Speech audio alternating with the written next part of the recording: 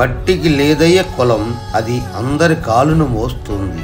నీటికి లేదయ్య కులం, అది అందరి నాలుకలను తడుపుతుంది. గాలికి లేదయ్య కులం, అది అందరి నాసికలకు వెళ్తుంది. అగ్నికి లేదయ్య కులం, అది అందరి కట్టి కాలుస్తుంది. శాశ్వతంగా ఉండే వాటికి లేని కులం శ్వాస ఆగిపోయే నీకెందుకు? రేపు సెలవని ఎవరైనా హోంవర్క్ చేయకుండా వచ్చారో వారికి పిల్లలు వసిపోతాయి. ఇక వెళ్ళండి.